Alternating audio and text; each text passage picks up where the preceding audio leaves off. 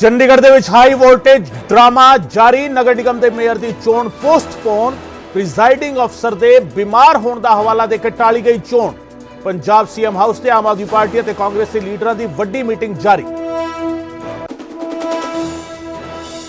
Chandigarh mayor ਚੋਣ ਮਾਮਲੇ ਵਿੱਚ ਥੋੜੀ ਦੇਰ ਦੇ ਵਿੱਚ ਹਾਈ ਕੋਰਟ ਦੀ ਡਬਲ ਬੈਂਚ ਕਰੇਗੀ ਸੁਣਵਾਈ। ਆਮ ਆਦਮੀ ਪਾਰਟੀ ਕਾਂਗਰਸ ਦੇ ਸਾਂਝੇ ਮੇਅਰ ਉਮੀਦਵਾਰ ਕੁਲਦੀਪ ਕੁਮਾਰ ਨੇ ਪਾਈ ਹੈ ਪਟੀਸ਼ਨ। ਮੇਅਰ ਇਲੈਕਸ਼ਨ ਨੂੰ ਲੈ ਕੇ ਆਮ ਆਦਮੀ ਪਾਰਟੀ ਅਤੇ ਕਾਂਗਰਸ ਦਾ ਤਿੱਖਾ ਨਿਸ਼ਾਨਾ। ਰਾਘਵ ਚੱਡਾ ਬੋਲੇ ਪ੍ਰੀਜ਼ਾਈਡਿੰਗ ਅਫਸਰ ਨਹੀਂ ਪੂਰੀ ਬੀਜੇਪੀ ਹੀ ਹੋਈ ਬਿਮਾਰ। ਤਾਂ ਬੀਜੇਪੀ ਦਾ ਪਲਟਵਾਰ ਇਹਨਾਂ ਦੇ ਕੌਂਸਲਰ ਨੇ ਕਹਿਣ ਤੋਂ ਬਾਅਦ। ਹਰਿਆਣਾ ਦੇ ਵਿੱਚ ਆਮ ਆਦਮੀ ਪਾਰਟੀ ਦੇ ਵੱਡੇ ਆਗੂ ਅਸ਼ੋਕ ਤੰਵਰ ਨੇ ਛੱਡੀ ਪਾਰਟੀ। ਕਾਂਗਰਸ ਦੇ ਨਾਲ ਗੱਠਜੋੜ ਦੇ ਵਿਰੋਧ ਦੇ ਵਿੱਚ ਦਿੱਤਾ ਅਸਤੀਫਾ। ਬੀਜੇਪੀ ਦੇ ਵਿੱਚ ਸ਼ਾਮਿਲ ਹੋਣ ਦੀਆਂ ਚਰਚਾਵਾਂ। ਲਗਾਤਾਰ ਚੌਥੀ ਵਾਰ ਪੇਸ਼ ਨਹੀਂ ਹੋਏ ਆਮ ਆਦਮੀ ਪਾਰਟੀ ਦੇ ਸੁਪਰੀਮੋ ਅਰਵਿੰਦ ਕੇਜਰੀਵਾਲ। ਕਿਹਾ ਮੈਨੂੰ ਗ੍ਰਿਫਤਾਰ ਕਰਨਾ ਮਕਸਦ, ਈਡੀ ਨੇ ਮੇਰੇ ਖਿਲਾਫ ਝੂਠਾ ਕੇਸ ਬਣਾਇਆ।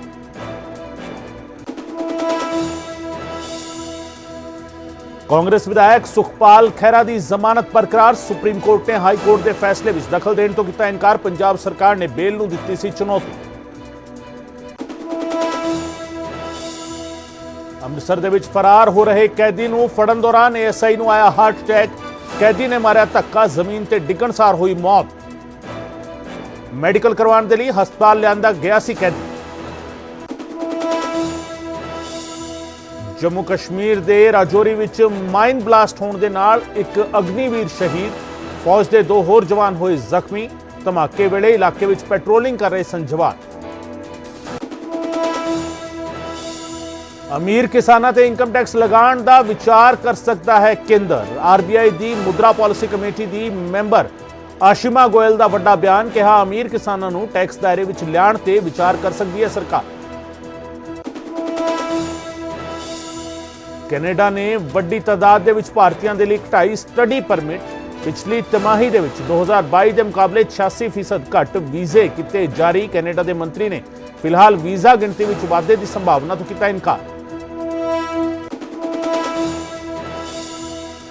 ਅਤੇ ਪੀਐਮ ਮੋਦੀ ਨੇ ਰਾਮ ਮੰਦਿਰ ਦੀ ਡਾਕ ਟਿਕਟ ਕੀਤੀ ਜਾਰੀ। ਪੀਐਮ ਬੋਲੇ ਡਾਕ ਟਿਕਟਾਂ ਦੇ ਵਿੱਚ ਭਗਵਾਨ ਰਾਮ ਦੀ ਝਲਕ, ਇਹ ਅਗਲੀ ਪੀੜ੍ਹੀ ਤੱਕ ਪਹੁੰਚਾਉਣਗੀਆਂ ਸੰਦੇਸ਼।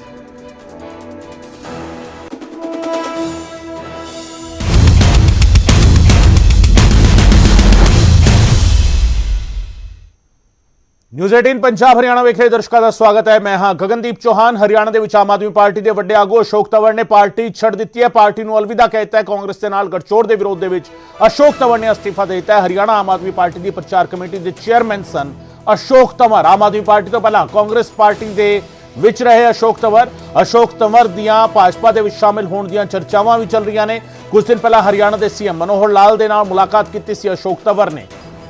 ਕਿ ਹਰਿਆਣਾ ਆਮ ਆਦਮੀ ਪਾਰਟੀ ਦੀ ਪ੍ਰਚਾਰ ਕਮੇਟੀ ਦੇ ਚੇਅਰਮੈਨ ਅਸ਼ੋਕ ਤੰਵਰ ਨੇ ਅਸਤੀਫਾ ਦੇ ਦਿੱਤਾ ਹੈ। ਆਮ ਆਦਮੀ ਪਾਰਟੀ ਤੋਂ ਪਹਿਲਾਂ ਕਾਂਗਰਸ ਦੇ ਨਾਲ ਸੰਬੰਧਿਤ ਸਨ ਅਸ਼ੋਕ ਤੰਵਰ ਤੇ ਹੁਣ ਬੀਜੇਪੀ ਦੇ ਨਾਲ ਹੱਥ ਮਿਲਾਉਣ ਦੀਆਂ ਚਰਚਾਵਾਂ ਅਸ਼ੋਕ ਤੰਵਰ ਦੀਆਂ ਚੱਲ ਰਹੀਆਂ ਨੇ। ਕੁਝ ਦਿਨ ਪਹਿਲਾਂ ਹਰਿਆਣਾ ਦੇ ਸੀਐਮ ਦੇ ਨਾਲ ਮੁਲਾਕਾਤ ਵੀ ਕੀਤੀ ਸੀ ਅਸ਼ੋਕ ਤੰਵਰ ਨੇ। ਔਰ ਇਸ ਸਭ ਦੇ ਵਿਚਾਲੇ ਅਸ਼ੋਕ ਤੰਵਰ बीजेपी भी शामिल हो सकते हैं। अंकित दुधानी मेरे सहयोगी मेरे नाल इस वे फोन लाइन से मौजूद ने। अंकित, अशोक तंवर पहले हाथ छोड़कर फिर हाथ में थामा झाड़ू और अब झाड़ू छोड़कर कमल की ओर बढ़ते हुए नजर आ रहे हैं, लेकिन क्या रास्ता आसान? अंकित, क्या जानकारी मिल पा रही है? बिल्कुल पहले आम आदमी पार्टी में ज्वाइन किया था और कांग्रेस छोड़ करके ज्वाइन किया था। कांग्रेस के बाद एक बार टीएमसी भी ज्वाइन की थी, जो ममता बनर्जी की पार्टी है, वो भी ज्वाइन की थी, लेकिन कुछ दिन के लिए की थी। वहाँ राज्यसभा की टिकट जब उन्होंने नहीं दी तो उसके बाद आम आदमी पार्टी ज्वाइन की थी, लेकिन आम आदमी पार्टी में लंबा समय निकाला और वहाँ आम आदमी पार्टी ने कैंपेन कमेटी का चेयरमैन भी बनाया था। लेकिन अब जिस तरह से उन्होंने अपने इस्तीफे में भी लिखा है, अरविंद केजरीवाल को जो इस्तीफा भेजा है, कि आम आदमी पार्टी ने कांग्रेस के साथ जो हाथ मिलाया है, इंडी अलायंस जो किया है, उससे वो कहीं ना कहीं क्षुब्ध नजर आ रहे हैं। उनका यही कहना है कि वो कांग्रेस पार्टी को छोड़कर ही बदलाव के लिए आम आदमी पार्टी के अंदर आए थे, लेकिन आम आदमी पार्टी ने जिस तरह से कांग्रेस के साथ हाथ मिलाया तो उससे कहीं ना कहीं वो दुखी हैं और इसी वजह से वो अपना इस्तीफा उन्होंने सौंपा है। तो उन्होंने पार्टी को अलविदा कह दिया है। हालांकि कैंपेन कमेटी के चेयरमैन थे, बड़ा नाम था अशोक तंवर का, क्योंकि अशोक तंवर कांग्रेस के भी प्रदेश अध्यक्ष रह चुके हैं और पूर्व में सांसद भी रह चुके हैं सिरसा से, तो एक बड़ा नाम है अशोक तंवर का। और अब चर्चा यही है कि भारतीय जनता पार्टी वो ज्वाइन करेंगे, जल्द ही ज्वाइन करते हुए वो नजर आएंगे। मुख्यमंत्री मनोहर लाल से उनकी मुलाकात हो चुकी है, दिल्ली के अंदर ये मुलाकात हुई थी, होटल शंग्रीला के अंदर मुलाकात हुई थी, लेकिन अब कब ज्वाइन करेंगे, क्योंकि लगातार यही बात आ रही है, हमारी भी बात हुई कि जैसे ही मैसेज आएगा भाजपा की तरफ से कि ज्वाइन करना है, उस दिन ही ज्वाइन अशोक तंवर करेंगे। हो सकता है कल भी ज्वाइन कर जाएं या फिर 2-4 दिन के अंदर ही वो भारतीय जनता पार्टी का दामन थाम लेंगे, कमल का फूल थाम लेंगे। और ये भी चर्चा है कि वो अंबाला या सिरसा लोकसभा से उनको चुनाव लड़वाया जा सकता है, क्योंकि दलित चेहरा कह सकते हैं कि अशोक तंवर एक दलित चेहरा है और बीजेपी के अंदर जिस तरह से ये दोनों सीटें जो है रिजर्व सीट है, तो यहाँ से उनको चुनाव भी लड़वाया जा सकता है। जी लेकिन अंकित, सवाल यहाँ एक और है। INDA अलायंस तो जिस तरीके से बना, 18 जुलाई को नींव रख दी गई थी 2023 को, उसके बाद अशोक तंवर की अगुवाई में आम आदमी पार्टी अपनी यात्रा निकालती है पूरे प्रदेश में, अलग अलग सीटों पर। बाकायदा पंजाब के नेता भी उनके साथ बैठे हुए नजर आए, मंच पर मंच साझा करते नजर आए। उस यात्रा में अशोक तंवर रहे। INDA अलायंस बनने के बाद ये सारी यात्रा निकाली गई, उसमें अशोक तंवर बयान भी देते रहे। अब एकदम से ऐसा क्या हुआ कि अशोक तंवर को लगा कि कांग्रेस के साथ आम आदमी पार्टी ने हाथ मिला लिया, इसलिए इस्तीफा दे देना चाहिए? बिल्कुल, इसमें कोई दो राय नहीं है कि इंडिया अलायंस काफी समय पहले बन चुका था, लेकिन जब भी कोई नेता पार्टी से इस्तीफा देता है तो कोई ना कोई कारण जरूर बनाता है और ये कारण उन्होंने बताया है। हालांकि अगर पीछे की बात करें, राजनीतिक गलियारों की बात करें, तो ये कारण नहीं रहा। जिस तरह से अभी 3 जो राज्यसभा के सांसद भेजे गए हैं, उसमें चाहे सुशील गुप्ता की को मना कर दिया गया, सुशील गुप्ता को का नाम काट करके और स्वाति मालीवाल का नाम जोड़ दिया गया। कहीं ना कहीं अशोक तंवर को भी लग रहा होगा कि उनको राज्यसभा के अंदर पार्टी भेजेगी, लेकिन राज्यसभा की कैंडिडेट्स में उनका नाम नहीं आया, तो कहीं ना कहीं इससे भी वो क्षुब्ध हो सकते हैं कि इससे क्षुब्ध हो और आगे जो भविष्य है वो भारतीय जनता पार्टी में देख रहे हैं, क्योंकि उनको लग रहा है कि भारतीय जनता पार्टी ही आगे सरकार बनाएगी, वो चाहे प्रदेश में हो या देश में हो, ऐसा उनको लग रहा है। तो इसी वजह से अब वो भारतीय जनता पार्टी का दामन थामते हुए नजर आएंगे। बिल्कुल, कहीं ना कहीं अशोक तंवर अब भारतीय जनता पार्टी का दामन थामते नजर आएंगे। और जिस तरीके से ये फैसला लिया है अशोक तंवर ने, अपने आप में बड़ा झटका आम आदमी पार्टी के लिए तो कहा जा सकता है, लेकिन क्या अशोक तंवर के लिए रास्ता इतना आसान होगा? क्योंकि अशोक तंवर अभी बीजेपी में शामिल होने की चर्चा कर रहे हैं और इस सब के बीच सिरसा से जो सांसद हैं, उन्होंने, सुनीता दुग्गल ने सवाल खड़े किए हैं। अंदरूनी मीटिंग्स में ये चर्चा हुई है कि अशोक तंवर को शामिल ना किया जाए, ये भी चर्चाएं पिछले दिनों सामने आई हैं। तो क्या ऐसे में अशोक तंवर के लिए रास्ता आसान होगा, राह आसान होगी? ये अपने आप में बड़ा सवाल है। बहुत शुक्रिया अंकित इस तमाम जानकारी के लिए। वड्डी खबर इस वेले दी, अशोक तंवर पहला कांग्रेस विच, फिर TMC, फिर आम आदमी पार्टी ते हुण बीजेपी भी शामिल होने जा रहे हैं। आम आदमी पार्टी छड़ चुके ने, आम आदमी पार्टी छड्डण दा ऐलान कर दिता है।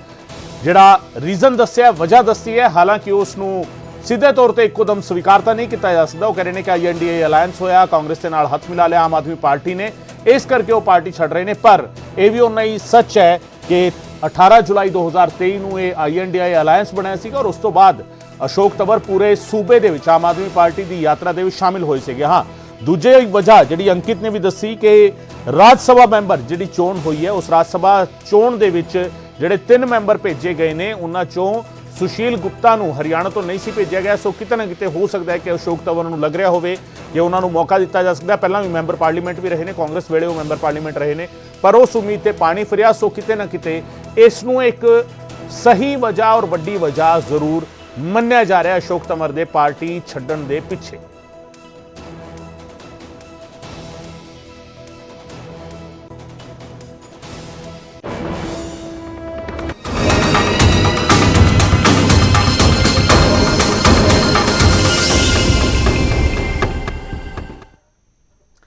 ਸੋ 24 ਦਾ ਚੰਡੀਗੜ੍ਹ ਟੈਸਟ, ਪਰ ਇਹ ਟੈਸਟ ਸ਼ੁਰੂ ਹੀ ਨਹੀਂ ਹੋ ਪਾ ਰਿਹਾ। ਇਹ ਟੈਸਟ ਜਿਹੜਾ ਹੈਗਾ ਇਸ ਦੀ ਜਿਸ ਨੂੰ ਕਿਹਾ ਜਾਵੇ ਕਿ ਸਟਾਰਟ ਹੋਣਾ, ਇਸ ਦੀ ਸ਼ੁਰੂਆਤ ਹੋਣਾ ਉਹੀ ਬੜੀ ਔਖੀ ਜਾਪ ਰਹੀ ਹੈ। ਕਿਉਂ? ਕਿਉਂਕਿ ਇਸ ਦੇ ਵਿੱਚ ਲਗਾਤਾਰ ਪੜਾਅ ਦਰ ਪੜਾਅ ਜਿਹੜੇ ਹੈਗੇ ਇੱਕ ਇੱਕ ਕਰਕੇ ਰੇੜ ਕੇ ਆ ਰਹੇ ਨੇ। ਮੇਅਰ ਚੋਣ ਮਾਮਲੇ ਤੇ ਇਸ ਵੇਲੇ ਦੀ ਵੱਡੀ ਖਬਰ ਤੁਹਾਨੂੰ ਦੱਸ ਰਹੇ ਹਾਂ।